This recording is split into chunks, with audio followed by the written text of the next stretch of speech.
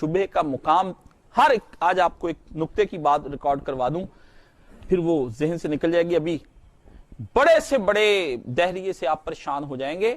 یہ آپ کو ایک تحفہ ہے، رکھیں اس تحفے کو سنبھال کے، کبھی ایمان بچانے کے وقت میں کام آئے گا آپ کو. ہمارے استاد نے ہمیں دیا، ہم آپ کو دیتے ہیں. یاد رکھیں دعوت کے مقام کے اندر ایک مقام شبہ کا بھی ہوتا ہے، شبہ کا مقام، پوائنٹ آف ڈاؤٹ، یہ انگریزی کا یاد رکھیں، شبہ کا مقام. آدمی حق کے بارے میں آپ کو ایسا شبہ ڈال دیتا ہے کہ آپ کا بھی اپنا ایمان لرزنے لگتا ہے، اور اس وقت انسان کے اندر، موحد اور حق والے کے اندر ایک بات پیدا ہوتی ہے. وہ کہتا ہے ایسا کچھ ہو جائے کہ جس سے بات نکھر جائے اور اس کا منہ بند ہو جائے اور یہ حق مان لے. رسول خدا بھی یہی بعض اوقات کہتے تھے کہ یہ ہو جائے، کہ مان جائیں. کفار نے نبی علیہ الصلوۃ والسلام سے یہ کہا، قرآن ہے، محمد صلی اللہ علیہ وآلہ وسلم اللہ کو کہے فرشتہ ہمارے سامنے اتارے اور ہمارے سامنے آ کر بتائے. یہ کیا؟ فرشتہ جب بھی آتا ہے ہم تو دیکھتے نہیں ہیں، تو وہی سنتا ہے، ہم سب کے درمیان بیٹھا ہوتا ہے. تو کہتا ہے ابھی مجھ پہ حالت اختاری ہوئی کا مجھے وہی آئی ہے، ہم پہ کیوں نہیں آتی؟ وہ سامنے سب ظاہر ہونا، ایک دم سے شک سامنے آ جائے. دیکھیں اب یہیں پر ایک آدمی نمودار ہو جائے تو وہ آ کے کہے بھی محمد رسول اللہ سچ ہیں، ایسی کچھ ہو. تو اللہ نے صاف کہا پیغمبر ہم فرشتہ نہیں اتاریں گے، ہم فرشتہ نہیں اتاریں گے. فرشتہ آئے گا لیکن عذاب لے کر آئے گا، ایسے نہیں. پھر یہ بھی ختم کریں بات، فرشتہ ہی دیکھنا ہے تو ہم یہی کر دیتے ہیں.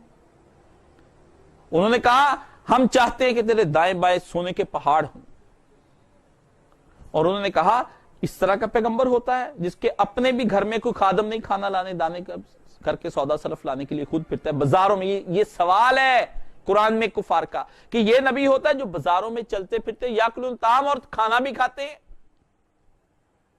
ہاں، اللہ نے کہا ایسی کچھ نہیں ہوگا. اگر پیارے پیغمبر میں تجھے کہتا ہوں یہاں سے سیڑھی لگاؤں اور آسمان تک لے جاؤں، دروازہ کھلے تو چڑھ کر کتاب لے کر نیچے آئے، یہ پھر بھی ماننے والے نہیں ہیں.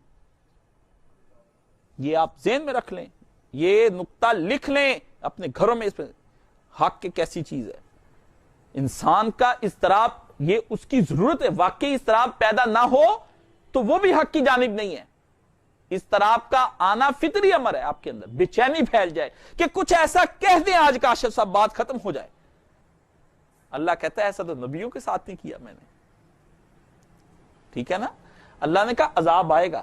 کچھ باتیں تم کو یؤمنون بالغیب، غیب پر ایمان لانے والی ہوں گی. اللہ دیکھنا چاہتے ہو تو دکھا دیں گے قیامت کے دن، پھر مہلت نہیں ہوگی، پھر ایمان بھی قبول نہیں کیا جائے گا. یہ بھی بات ہے. مثال دوں، فرعون نے، اللہ نے کہا جب دیکھا اس نے ملائکہ کو تو کہا آمنت برب موسیٰ و ہارون، موسیٰ اور ہارون کے رب پر ایمان لایا. اللہ نے وہاں جملہ کہا، لفظ ایک ہی بات ختم کی. الان اب ایمان لایا، اب تو قصہ ایمان لانے کا ختم ہو گیا. اب تو لانے تو لگی ڈبکیاں، فرشتے سامنے دیکھ لیے نا موت کے آتے ہوئے، نزا کی کیفیت چڑھی، چلاک تھا، دیکھتے ہی کہہ گیا کیا لان.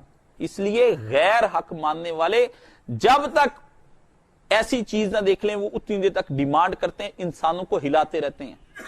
ہم کہتے ہیں کہ اس نے نبی پاک کی شان میں گستاخی کی، اس کو جل جانا چاہیے.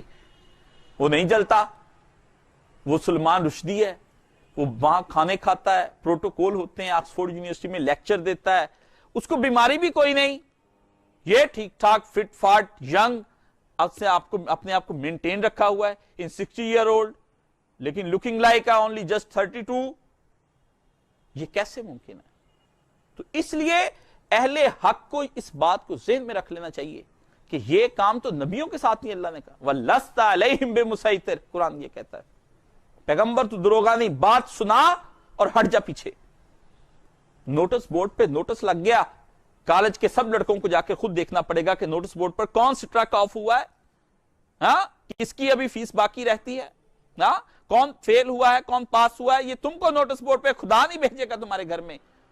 خدا کا کلام زمین پر ہدایت آئی وہ نوٹس بورڈ کی طرح ہے, جا کر محنت کر کے خود تلاش کرو. کیا تمہیں ضرورت نہیں؟ کھاتے پیتے ہر چیز کی دنیا کی ضرورت تم ڈھونڈتے نہیں؟ حتیٰ کہ تم کو واش روم کی اگر حاجت ہو جائے بھرے بازار کے اندر تو تلاش کرتے ہو کہ نہیں کرتے؟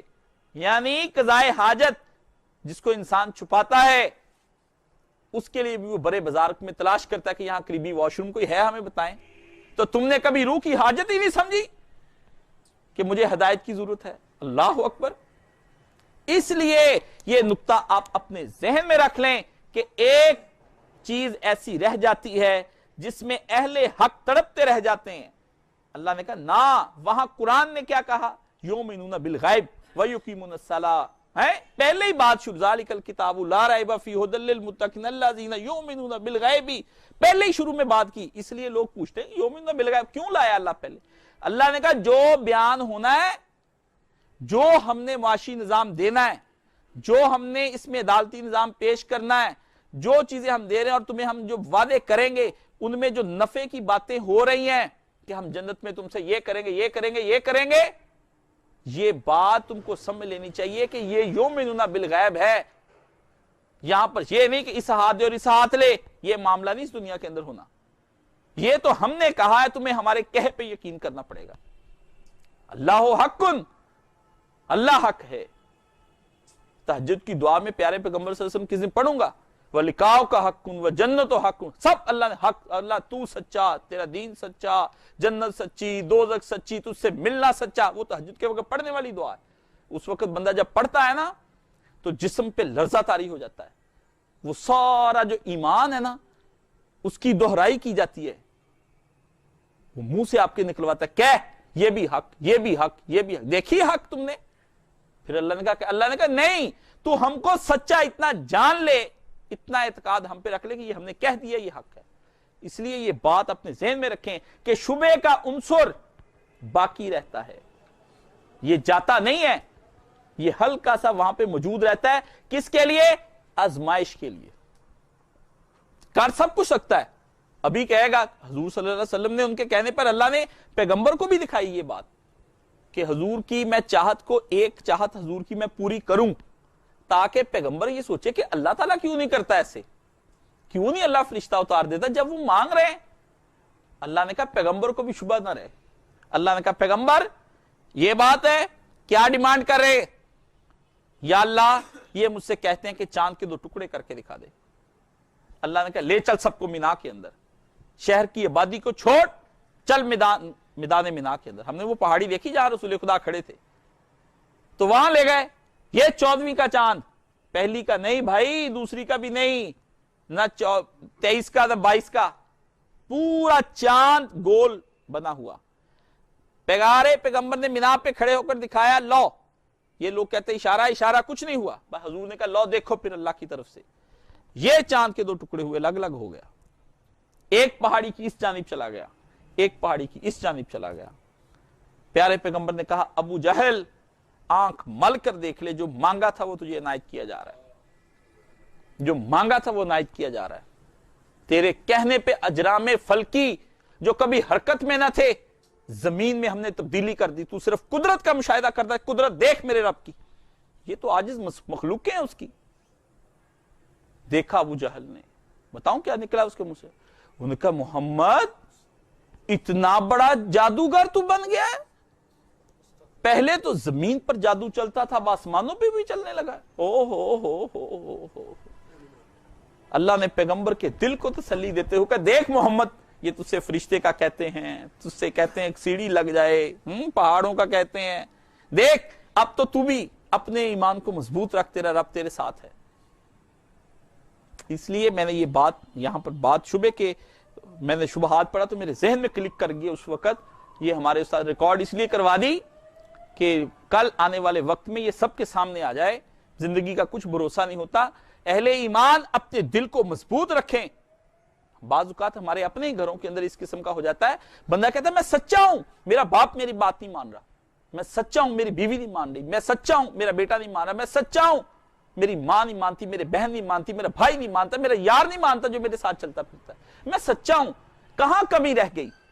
اللہ کہتا تیرا اضطراب برحق ہے، تو نے فطری اضطراب کا اظہار کیا ہے، یہ تیرا حق ہے، تو اتنا مضطرب ہو گیا، اتنے ایمان والا ہو گیا، یہی تو اضطراب چاہیے تھا، یہی تو بے چینی چاہیے تیرے قلب میں۔ لیکن ایک بات ذہن میں رکھ لے، ہم بھی ایمان اسی کا مانتے جو غیب پر لے کر آتا ہے، دکھائے ہوئے ایمان ہم نہیں مانتے۔